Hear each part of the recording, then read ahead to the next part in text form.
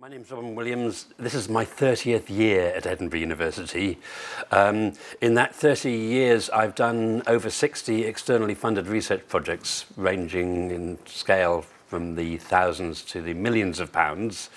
And I've supervised about 28 PhD students to successful completion. And one of the things that I realized later is that, looking back on that, is that we have a lot of experience in developing methodologies to address complex issues, and the work I'm doing is on science, technology and innovation, how it takes place, who does it. We have a lot of experience in doing that research, but we don't codify that knowledge. And in recent years, we've been developing a particular theoretical framework called the Biography of Artifacts Perspective. And the idea of strategic ethnography has come from that discussion. And that's a discussion that's been taking place amongst a group of scholars in Edinburgh and another similar group of scholars in and around Helsinki, in various institutions in Helsinki. So I'm speaking as one pole of that. SAMHSA is the other pole of that. Any of you going to the Social Studies of Science conference in Barcelona, there'll be a workshop we're running on that subject together. So what I'm going to talk about today is how the idea of strategic ethnography emerged from our work on understanding the biography of artifacts and practices, understanding how technologies emerge over long periods and multiple locales, and then to draw some guidance about how to skillfully and accountably make methodological choices in doing your research. The motivation for what we're doing is that in our field, ethnographic research is king. The kind of very rich understandings that yields has been embraced right across the field of critical social science. In organisation studies, for example, and in my own field of science and technology studies, we see what we call an interactionist turn, a focus on the detailed interaction between developers or between technology users and how phenomena are constituted in those interactions. But there's a problem that we face, which is that many of the phenomena we're engaging with are emerging across multiple locales and emerge over extended time frames, which are far beyond what can be carried out through, addressed through ethnography. And in our field, how many of you heard of Latour, Bruno Latour? Well, how many of you not heard of Bruno Latour? Okay, you can leave now. Bruno Latour has replaced Marx as the most cited social scientist. His actor network theory proposes that we should reject existing social science theories and instead focus on the actor. He has a slogan, "Follow the actor," and that we shouldn't presume anything about the nature of the world and of social relations in it, because those only tell you how things were in the past, not how they will be in the future.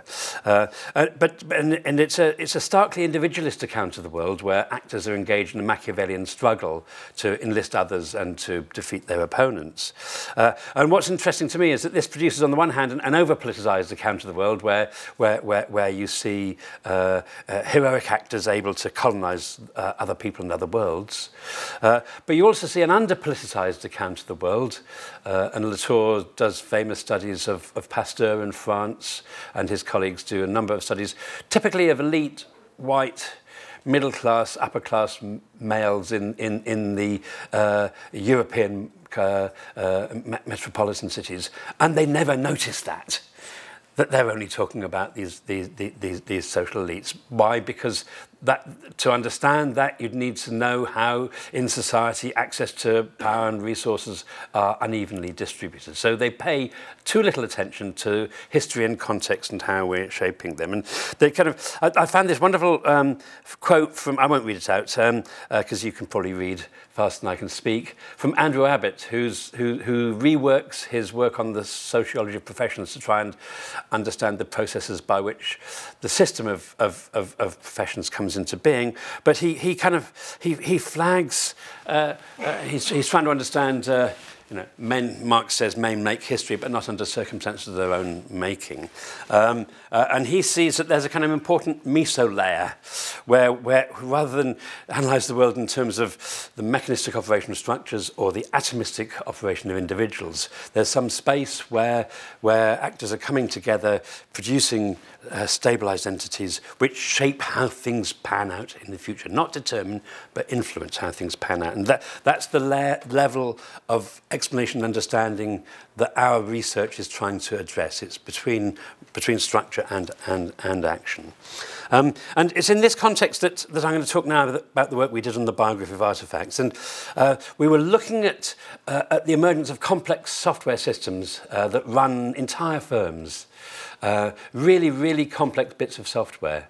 And we were looking at this in actually over 20 years or more. We've been studying this field. And one thing that came to us when we looked at a technology which I'll describe as enterprise systems technologies, that the technologies we were looking at in the 1990s, that if you looked inside them, you could see these manufacturing resource planning systems. You could see stock control systems that were developed and designed in firms like IBM, like Rolls-Royce and Ford and General Motors. Stock control systems that allowed firms to keep track of all the parts they needed to make a car or an aeroplane. And onto those systems, other functions were added over time until you saw, by the 90s, you saw all the activities of the firm being introduced on a single system that would share all that data. And then later we studied how these technologies came to be highly successful. So we came to the conclusion that technologies had biographies and that it was instructive to examine the biographies that technologies followed. Oh dear, I've automated that slide. That's a very bad thing. Never do that. And it was in our study of these enterprise systems, my colleague Neil Pollock and I coined the idea of strategic ethnography to talk about the de facto practices that we'd emerged. And so we're trying to understand these complex suites of technology. And we realized that there were different things we could look at. And we did a number of different studies that we looked at together. So we looked, for example, at supplier-user links in the product development process. We looked at what happened when these things broke down. How was the support organized? We looked at one of the key firms who developed products that conquered the world, a firm called SAP, one of the biggest software companies in the world. We couldn't go back to understand how they started doing what they were doing historically, but we could look at a new firm, a new startup firm in Edinburgh that was trying to develop similar kind of packaged software. So we compared the new firm with an established firm, and in that sense got a picture on what the maturation process might be of a firm that was trying to sell the standard product. They sell the same bit of software to 30,000 companies worldwide. And how do you do that?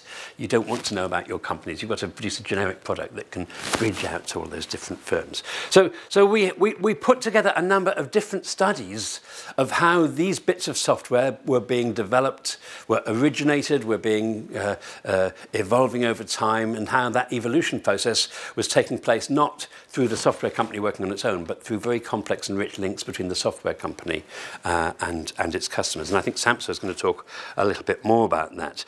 And we did that actually by combining a range of projects funded differently. And actually, I have to say, Neil and I started writing a book. Oh, did I bring a copy? I'll show it to you later. Neil and I started writing a book called Software and Organisation, on sale in all bookshops, which captures the history of these complex bits of pieces of software. And we did that by combining maybe 4 or 5 separate projects, a couple of PhD studentships. And at the end of that process, we felt we had produced a really rich and detailed understanding of the world. So there was a strategy then that we'd used, including historical review and longitudinal study by having done a number of ethnographic studies in real time. And that made us think about the problems of much of the existing research where, in our field, we often, business schools, company case study. science and technology studies, the laboratory study. A single site is studied. Of course, those are rich. They're very successful, but they're limited temporarily and in terms of the location. And we're trying to look at developments which are going beyond those sites and moments. And there's been a failure to reflect upon how the choice of research design may shape the findings that emerge. So we found problems of snapshot studies. For example, if you look at the work on technology and organizations, you find lots of studies written by consultants wanting to sell you a piece of technology. They've taken the vendor's claims and assumed that's what happens. The next kind of thing you find is post-implementation studies, usually a month after a new bit of software has been installed, and people are struggling to get it to work. And it's not working for them at the moment. Actually, it takes maybe 2 years, 3 years, 4 years to get these things to work for you. And these actors, if you read the literature, for example, on SAP, Enterprise System Products, they'll tell you that it's a very bad idea to buy SAP. And that's because all the social scientists came in a month after the thing was implemented, and they see unhappy users struggling to use the technology. They don't look at the fact that if you went back to those users a year later or 2 years later and said, we're taking the software out, they would say the firm won't operate without that software. Yeah? So the point of insertion of the researcher was not theorized, and actually the entire literature is conditioned by the way in which researchers have come in unreflexively developing particular points of view. So you have a kind of, so snapshot studies produce flawed results. And also different kinds of studies will tell you different things. You know, if we looked at a range of different companies using the same technology, we would see what scope for variety there was in how technologies were used. If you looked at one company in the 1980s and went back and again looked at it in the 21st century, you would see that employment relations have been radically restructured in that period. So how you would come up with radically different conclusions.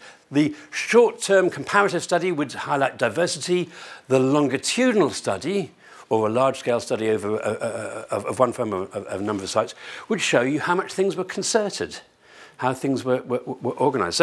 So the methodology influences what can be found. So there's a problem of empiricism, what I call the fairy cake epistemology, and I hope you're familiar with Adams. Is it The Hitchhiker's Guide to the Galaxy, where the entire history of the world can be induced? Everything is linked. So if you just look at the icing on top of a fairy cake, examine it carefully, you can get the entire history of the world, past, present, and future. And it's a joke. But actually, much of the social science we use operates as if that were a plausible assumption. So there's a shortcoming of that kind of extrapolation, and we suggest that you need instead. I won't go through that slide because we're running out of time. Integrative models of analysis. And it's in that context that we talk about strategic ethnography. We said that when you're designing your research, well, the first thing is you do need to accept theory, so you're making choices about where and how you do your research based upon your theory about the world, what's important, what causes things. It's also, of course, done for pragmatic reasons. Which sites can you get access to? Yeah? Can you afford to go to X, Y, and Z? You know, so there are resource constraints, but you can choose a variety of different sites. You can make more choices than just simply the single site study. And this, of course, involves, I mentioned our view that research is probably a team task, that you should never try and do research on your own.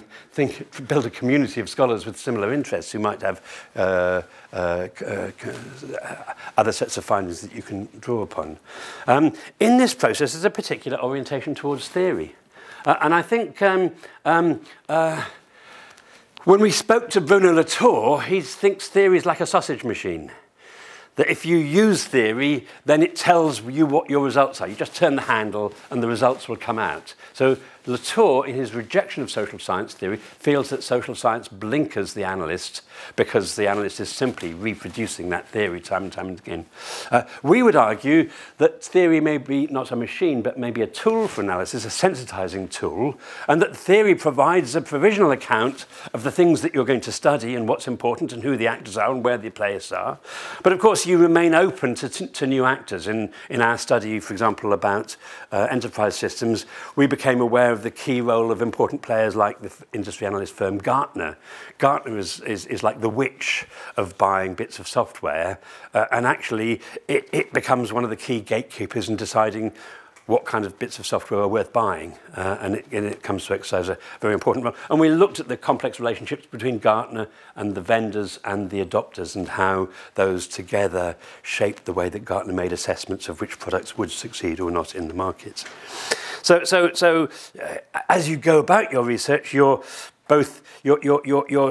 seeing whether you're testing whether your theory is valid and considering whether there are other phenomena and actors that you need to consider. So you're doing research, you're always doing research up against resource constraints, time, limited money. And the question is, what's the best accommodation between competing demands? So you're always doing that. One of the points we would say is, can you exercise choice? Can you exercise wise choice? Can you make those choices more explicit and more accountable to other people? Make sure that they're, link the choices to the theory, link the choices to the thing you're trying to understand, to the problem at hand, and make appropriate choices, and then reflect upon the consequence of design choices for what is discovered. When you go to those of you who haven't yet got your PhD, your examiner will want to see you demonstrate that reflexivity about how your design choices have shaped what can and cannot be found from your study. That is what they will want to see. So that's a key thing to be able to talk to them about. In that context, then, we suggest multi-level analysis, multi-local analysis. Lucy Satchman points out that there is no view from nowhere, that researchers are always viewing from particular places, so we're not proposing that research can develop a so-called God view. On the other hand, if you can triangulate interpretations from different viewpoints or from the viewpoint of different actors, then that may allow you to produce a richer, a more robust and more defensible understanding. And one of our PhD students, Antonis Keniadakis, did a study of when he was trying to understand technology in Greek banking. And he did one study of the banks and the world as they saw it. And he did another study of the Greek banking technology supplier and the world as they saw it. And of course, they saw the same world in some sense, but their viewpoint was very different. And he contrasts the supplier viewpoint with the adopter viewpoint. And both of those done on their own suggested different slices through an array of actors. Some were foregrounded, others were in the background. But the players were differently foregrounded if you were doing a supply-based study or an adoption-based study. So can you combine different viewpoints in developing your analysis? The other metaphor we used was the idea of a zoom lens. Well, that's a very poor metaphor because that just implies that you're doing kind of micro-level study and zooming back. That sounds like a bit of physics. I don't think it is physics because you're not doing the same kind of study at local level as you are when you're pulling back. But there may be some value in combining both mapping studies and very detailed micro-level studies, which will allow you to understand the intricacy of process in particular settings. So we think that combining different kinds of insights around different configurations of actors is very helpful. And of course, the problem will vary depending on what's at stake. And I've looked at people's outlines, and people have very different kind of concerns as they come here. I supervise a PhD student looking at computer hacking. And the issue how you can get access to the computer security industry and the people writing the law, that's easy. How do you get access to the computer hackers? How do you deal with the fact that you've got different access to computer hackers? Another PhD student I have is looking at narco-submarines, at Colombian drug cartels, yeah? And he can interview prisoners. But is there he'll get shot? But what will prisoners tell you? Do prisoners tell you the same thing that a currently practicing drug smuggler would tell you? So you have to theorize about how the context shapes what respondents can say. You also are thinking about which voices are hard to get at and maybe marginalized, maybe omitted, and what things may be taken for granted. And of course, multi-local studies help you problematize what's taken for granted, because what's taken for granted by one set of actors may not be taken for granted by other sets of actors. So you may see those things in some kind of perspectives. I think I've talked enough, so I better stop now.